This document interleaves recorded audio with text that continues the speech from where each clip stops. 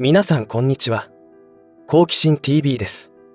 今回の動画は2024年の世界がどうなるのだろうかと感じている方もいると思い情報を集めてみました。2023年は多くの方にとって大試練になると言われておりましたが、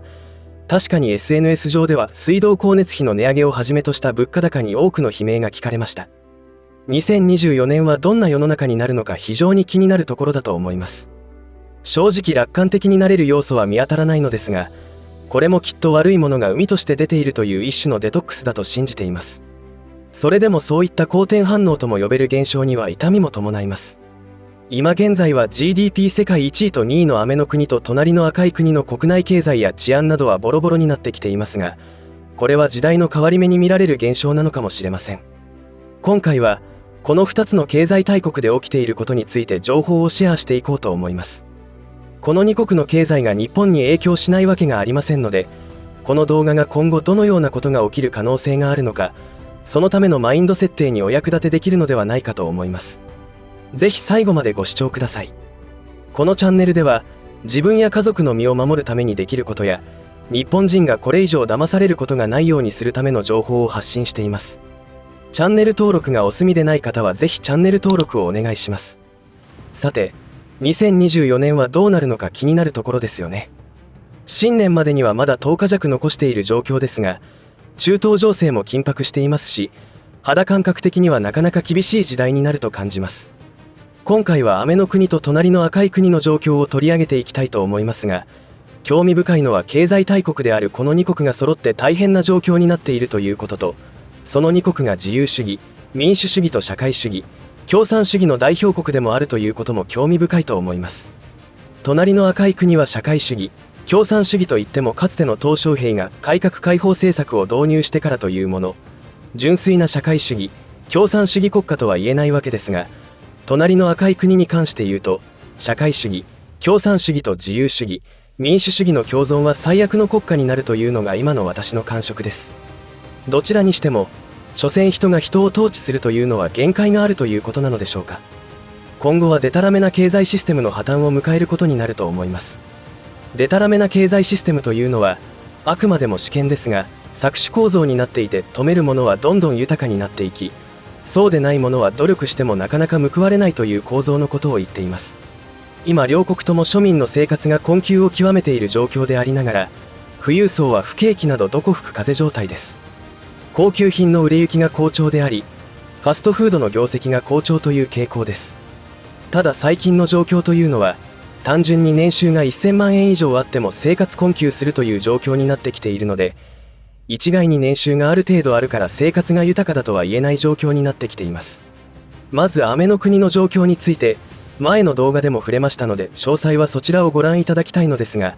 今年に入ってから立て続けに5つの銀行が破綻してしまいました。そして今回情報を集めている中でびっくりしたのが家賃の滞納率です。前の動画で商業用不動産価格の下落、空室率が高くなっているという情報をシェアしましたが、企業と個人ともに家賃の滞納率がとんでもないことになっているというのです。マサチューセッツの民間調査機関アライナブルが2022年11月に6236人の小規模事業主を対象に実施した家賃支払いに関する調査によりますと、滞納率は11月に 41% に達し、2022年初め以降で最も高くなったそうです。その理由として賃料の上昇に加え、消費者の支出額縮小やインフレの影響が挙げられているのですが、さらにニューヨーク地域では全国平均よりも高い 49% の事業主が家賃を滞納しているという状況です。そしてその約1年後の2023年11月30日の記事によりますと、依然として企業の家賃延滞率は 41% をキープしていることがわかります。ところが会社指揮法の記事によりますと、雨の国の経済は堅調であり回復傾向にあるとの発表をしていますが、情報の出所はブルームバーグということで、大統領選前の時期ということで忖度が働いた記事なのでしょうか。企業の家賃延滞率の悪化というのは決して楽観視できるものではないと思うのですが、皆さんはどのように感じますでしょうか。投資をやっている方というのは公開された情報からいろいろなことを予想して投資判断をするのでしょうが、その情報の精度というものに影響を受けますから判断が難しいでしょうね。私は金融のプロでもなければ投資家でもないので難しい統計などはあまり見ることはありません。ただ世の中で何が起きているかの情報を集めるときには、どちらかというと統計には出てこないことを参考にすることが多いです。というのは統計が出てくるまでにある程度の時間がかかりますし、そもそも統計から漏れているデータもあることを知っているからです。もちろん全部がそうではないでしょうし、統計が信じられないということもありませんから、それらを含めトータルでどのように判断するかだと思います。大切なところなので少し分かりやすい例を挙げると、日本国内のホームレス調査結果が実態を把握できていないということがいい例かもしれません。統計ではホームレスはさほど増えていないということですが、前線でホームレスの支援を行っている団体は増加傾向にあると言っています。その政府系機関の統計にはネットカフェや友人、知人の家にお世話になっている人、車で寝泊まりしている人などが抜けています。それはホームレスの定義から外れている、つまり時代の変化に対応できていないということになるのでしょう。そしてその統計は、公務員の方が勤務時間内でホームレスとしての定義にある公園や駅などを現地調査するわけです。ところが、今の生活困窮者というのは普通に勤務しながら自宅を失っているという人たちが増えているわけです。もちろんそんな統計はどこを探してもありませんので、第一線の現場で支援に携わっている方たちからの生情報や SNS などから察するしかないわけですが、そういうホームレスという定義に外れてはいるが、現実に住む家がない人たちの実態は現地調査ではわからないということになります。そういう人たちが増えるということは企業の業績にどのように影響するのでしょうか。明らかに不要不急の消費はしませんしできませんので、外食産業は大ダメージを受けることは容易に想像できます。そういった現実が今の雨の国でも見られるのではないでしょうか。企業の 41% が家賃を滞納しているということは、当然ながら払うだけの収益を生み出していないわけです。今年に入って雨の国の銀行が立て続けに5個を破産したわけですが、その原因の一つが預金引き出しによるものだと言われています。雨の国の人たちのクレジットカード残高、遅延率も過去最高を記録していることは前の動画でも触れましたが、庶民にはもう預金残高を食い潰してしまい現金がない状態になっており、クレジットカードの限度額を全て使い切って、さらには BNPL という最終借金制度まで広がり始めているわけです。その結果が企業の家賃延滞率の上昇につながっているのではないでしょうか。その原因は流行り病蔓延によるものではないと思っています。もともと借金をする人が増え続けることが経済成長だということに無理があったのではないでしょうか。だからそのおかしなことの破綻が流行り病によって前倒しされただけという考え方もできるかもしれません。いずれにしても、雨の国の国民の消費は今後上がることはないと思います。もしそれならばどうなるかですが、企業は生き残りをかけてリストラすることは容易に予測できます。リストラによる経費削減の次に残された方法はもうないわけですから、今後はかなり厳しい状況になると思います。すでに雨の国の IT 企業では2022年からの大量リストラの真っ最中です。とはいえ、雨の国において IT 企業の占める割合というのは、米国全体の 2%、約500万人しか雇用していないし、2022年11月までに約18万7000人がレイオフやリストラされましたが、雨の国全体の 0.1% 程度に過ぎないという側面も持っていますので、統計データはどのように理解するかで大きく変わるので難しいところですよね。日本はどうかというと、国土交通省が家賃保証会社に対して行ったアンケートで家賃滞納が増えたと回答した率が 64% と驚きの結果が出たという記事がありました。一方で、日本賃貸住宅管理協会の統計によると、1ヶ月滞納が 0.8%、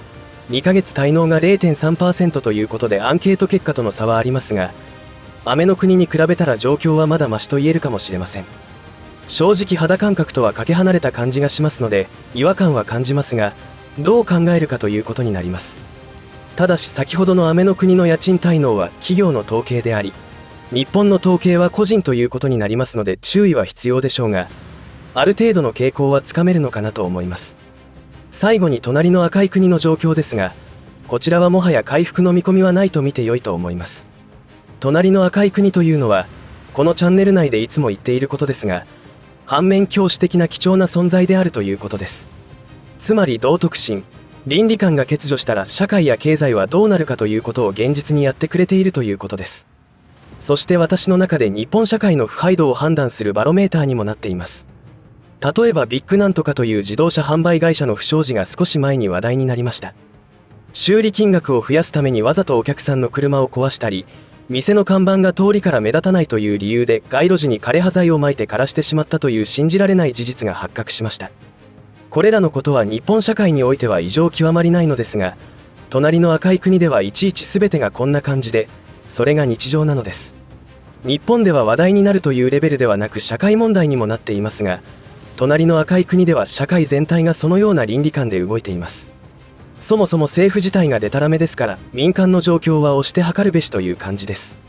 今隣の赤い国の経済は明らかに五輪中を迎えているのですが、手の施しようがなくなった中央政府からは SNS 上で景気が悪いとか将来が不安だなどの投稿をすることを禁止されており、違反者は罰金、逮捕されます。そして公務員の給料は半年も未払いであったり、過去に払ったボーナスの返金を求めていたり、信じられないことばかりが起きています。そして大問題なのは不動産業界の崩壊です。問題の深刻さは計り知れないものがあり、その一つに完成しない建築物が数千万個あるということです。竣工しないのに住宅ローンを払わなければならない人たちが一体どれくらいいるのか分かりませんが、生活は破綻してしまっています。こういった詐欺的な社会構造によって被害に遭う消費者は購買力などもはや残っていないわけです。もちろん全員ではありませんが、そのような人たちがどのくらいいるかの統計はありませんし、あったとしてもあの国の統計はまともなものは何一つありませんが、デタラメなりに推察はできます。つまり被害については少なめに発表するし、自慢できることは誇張して発表しますから、分かりやすいといえば分かりやすいのです。そこであの国の国家統計局発表のデータを見てみると、流行り病蔓延後に消費は回復傾向にありつつも実店舗が4000店舗閉店していると言っています。鉛筆なめなめして作った統計がありますが、ここでは紹介は控えます。それとは別で北京の駐在員による報告によると、今年1月から10月の間で飲食店の閉店や倒産が100万件超えたとのことです。個人消費が落ち込んだということと、値下げの価格競争が激しくなり、相次ぐ閉店、倒産ということになったといいます。これらの傾向はこれからの日本と似ている部分があるかもしれません。あの国の庶民にはもはや消費能力がなく、値下げしたものしか買わないし、予約してからでないといけない飲食店はもう行かず、安いファストフード店で済ませるという消費の格下げ現象が起きています。そして店舗に行っても見ているだけで買わないという消費者が増えているといいます。そんな中国で新たに生まれた言葉に新型貧困というものがあります。これは何かというと、不動産バブルが実質弾けている状況で住宅価格が下がり、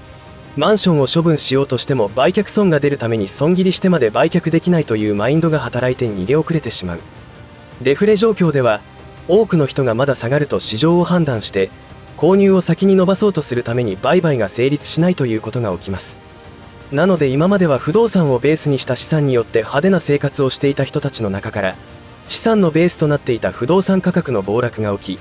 基本的に借金にて購入しているので、その支払いが大変になってきているというのです。彼らは借金によって複数のマンションを所有し、大企業で高給を得ているのに、複数の住宅ローンの返済に追われ、使えるお金が少なくなり、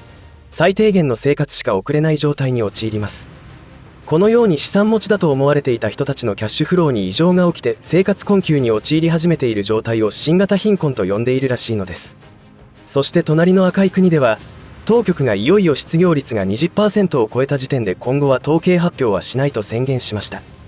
実質的な失業率は当局の隠蔽体質を考えても 50% 前後になっているのではないかと言われています。そうなると仕事がない、借金があるという者たちが日本に来る可能性は大いにあります。こういった背景を知った上で目を光らせていないと、親中議員が日本に来た彼らに失業手当を配るというとんでもないことをやるかもしれません。知らないというのはこういうところから考えても騙されるということになります。いかがだったでしょうか。こうして GDP 世界1位と2位の国の経済状況を見てわかることは、庶民の生活困窮によって企業の業績が悪くなっていき、それが店舗や企業の閉店、倒産につながり、それがまた消費の冷え込みになるという負のスパイラルに陥っていくということが起きているのです。日本においては今、不動産業界が好調だと宣伝したり、株式投資などを国を挙げて推していますが、果たしてこれはどのように考えたらよいでしょうか。いつの時代でも儲ける人はいますし、どんなにバブル景気で盛り上がっていても損をする人もいるでしょうから、まさに自己判断だと思いますが、何も考えず雰囲気で高額ローンを組んだりしている人はいいかもにされる確率が高くなるのではないでしょうか。中東情勢や南シナ海での緊張状態がどうなるかというのも気になります。日本においては2024年問題によって建築業界や運送業界の倒産が相次ぐと予想されていますので、やはり大不況の波は襲ってくると考えた方がいいかもしれません。増税や物価高も上昇傾向にありますので、消費者にとって逆風になる要素がてんこ盛りです。